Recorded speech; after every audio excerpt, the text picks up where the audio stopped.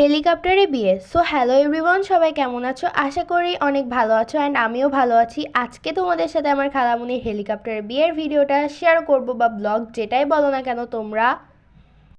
এখানে আমি এবং আমার আম্মু একটা ছোট্ট ভিডিও করে নিয়েছিলাম এবং তোমাদের সাথে শেয়ার করছিলাম। আমাদের দুজনকে কেমন লাগছে অবশ্যই কমেন্টে বলবা।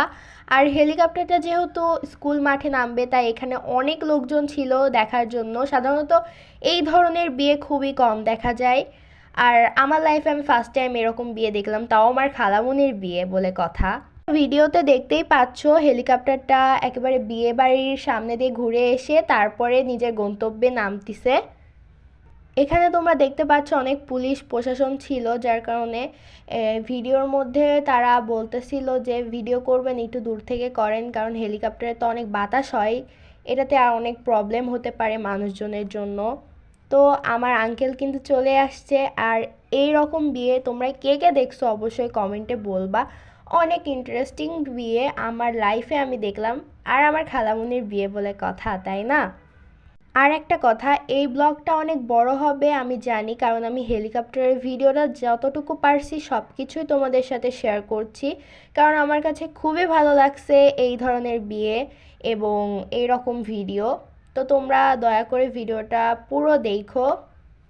এখানে অনেক লোকজন ছিল, যার কারণে ভিডিও করতে একটু কষ্ট হয়ে গেছিলো। থাক, ব্যাপার না, তোমাদের জন্য তো সব কিছুই করা যায় বলো।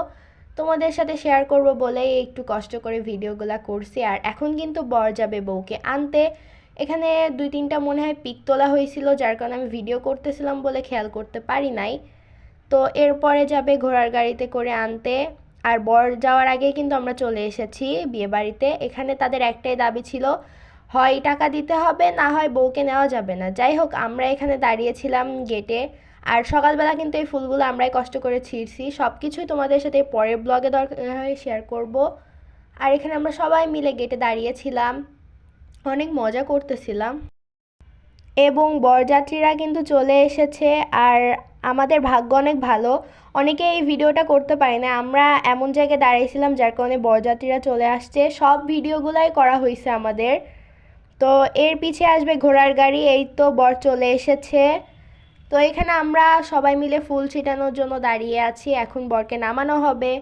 তো এখানে আমার নানা ভাই মিলে সবাই মিলে বরকে নামাচ্ছে। তো আমরা এখানে দাঁড়ায়ে ভিডিও করতেছিলাম। আমি জানি এই ব্লগটা অনেক বড় হবে, কারণ বরযাত্রী আসছিল দুপুরবেলা এবং রাত্রিবেলার পর্যন্ত ভিডিও আমি তোমাদের সাথে শেয়ার করছি। সব ভিডিওই আমি তোমাদের সাথে একটু একটু করে শেয়ার করার চেষ্টা করতেছি।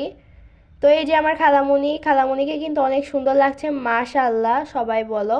আর এই যে খালামণি এবং আঙ্কেল খাওয়া দাওয়া করতেছে, এবং ভাবলাম তোমাদের সাথে ভিডিওটা শেয়ার করি। দুজনকেই কিন্তু অনেক সুন্দর লাগছে, সবাই তাদের জন্য দোয়া করবেন। আর এখানে তাদের বিদায় বেলাটা মেয়েদের জন্য একটু কষ্টই হয়, বাবা মাকে ছেড়ে যেতে হবে সেই শ্বশুর বাড়িতে।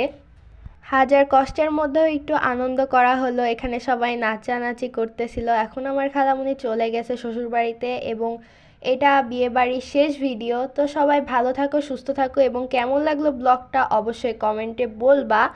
তো আল্লাহ হাফেজ।